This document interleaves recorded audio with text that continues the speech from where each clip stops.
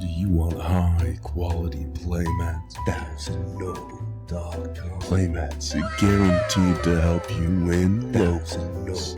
NobleAsta. Visit 1000noble.com. Playmats not actually guaranteed to help you win locals. Look cool, maybe, but not help you win. Not at all. Not even close, but maybe. Hello everybody, my name is Connor, and we are here with the Pudding Mirror Match.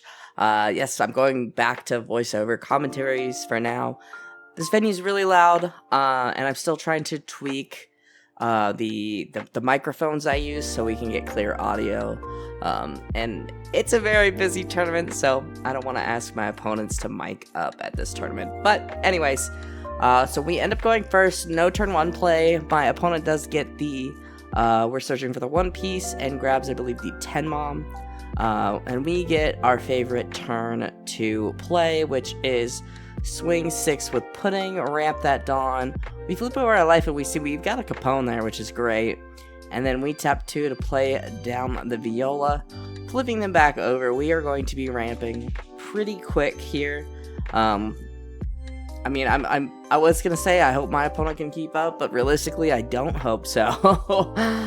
No, I do like all the guys at my locals, so he ends up swinging, doing a very similar play. He's got the big mom, the 9 mom, and the Sanji in his life, which not bad. I mean, the 9 mom definitely having a top life is pretty good. Definitely want to see that earlier than later. So I do decide to go ahead and take, not really seeing a good opportunity to counter with anything I have in my hand and kind of wanting to keep what I have. And he copies my play exactly, drops the Viola, flips his light down, and passes turn. So with our Dawn, I think we're at 6 Dawn if I'm going to count quickly, which I could be wrong. And if I am wrong, don't worry about it. I'm going to say 6 Dawn because I am looking at Newgate, trying to decide if I want to play the Newgate. I don't really feel like I get a lot of opportunities to play Newgate. But I think instead I'm going to try the, what is his name? The Katakuri, the 6-cost Katakuri. We end up ramping off of leader ability, and we see we have a 10 ace in life. I love the 10 ace, very helpful. We drop the Katakuri, and yeah, so we drop Katakuri. I'm trying to figure out what the heck I was doing. Drop Katakuri, flip beige down, and ramp the Dawn active. My opponent reminds me Katakuri ramps active. I don't feel like I see a Katakuri a lot either, or get a good opportunity to play Katakuri, so pretty nice there. We do have the beige. I definitely, if I can avoid it, don't really want to trigger beige out right now.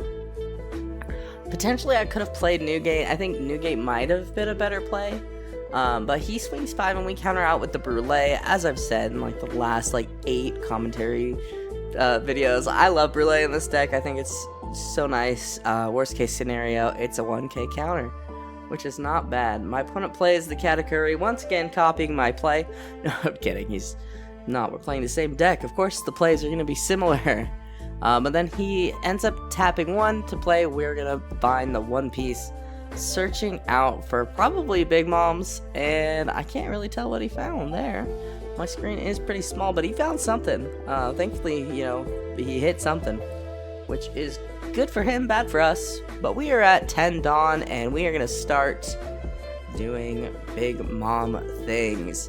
So a part of me was almost torn about if I wanted to play Big Mom, because I know he's just gonna Big Mom me back, but this kind of feels like it's a free Big Mom in a way.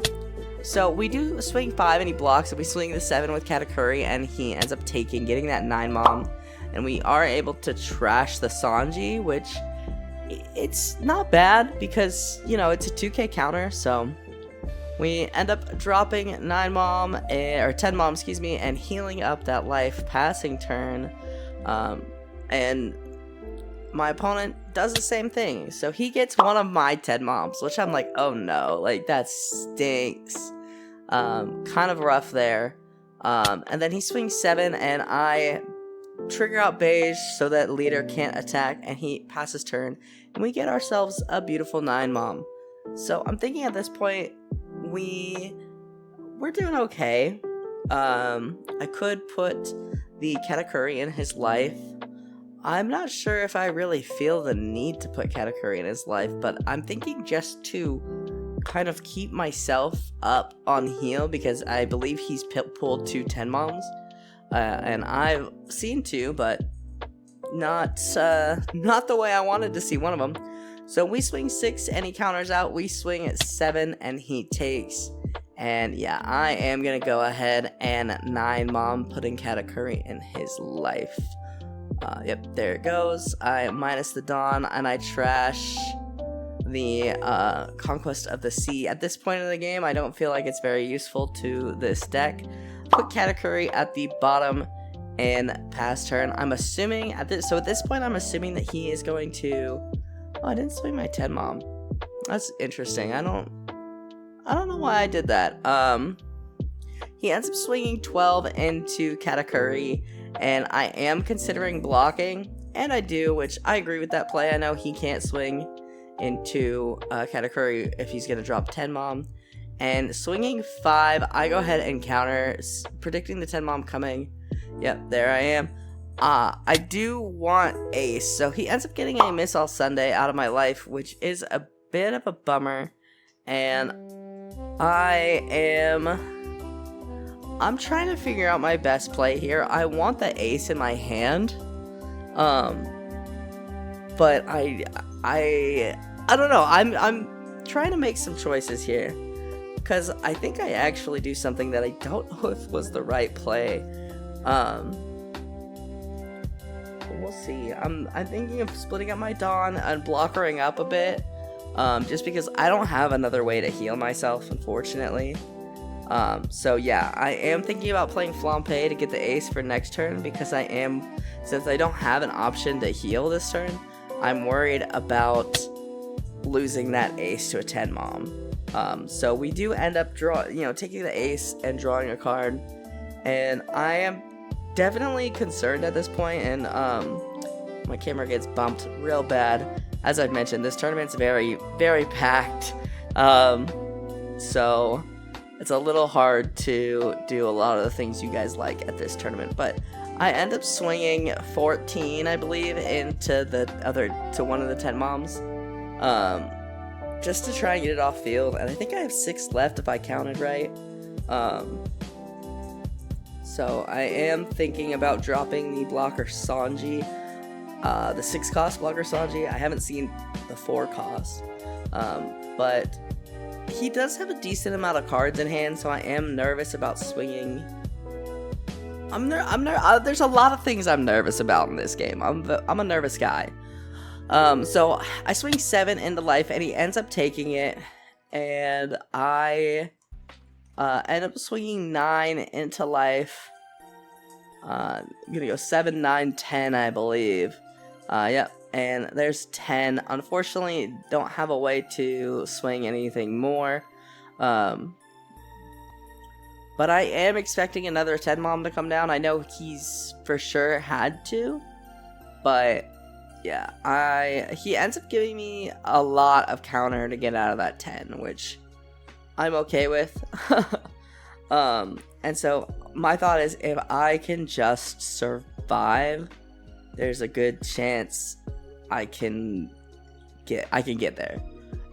So he swings a 12 into, I think, my life. Yeah, he swings 12 into my life, and I take, and we get Viola. I was hoping for the 0-cost event just to be, and there comes the rush ace, and I'm like, oh no.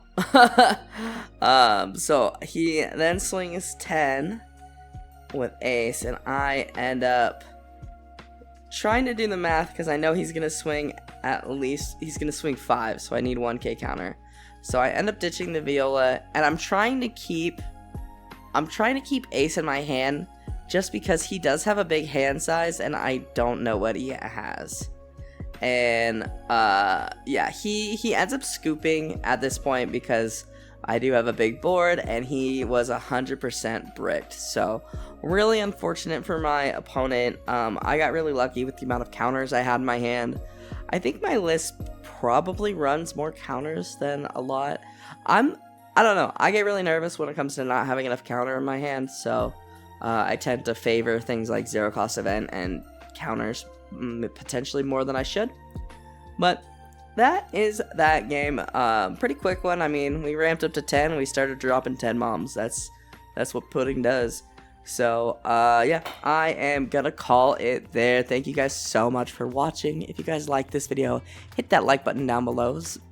Subscribe if you are new. That's what I say. And have a wonderful rest of your day.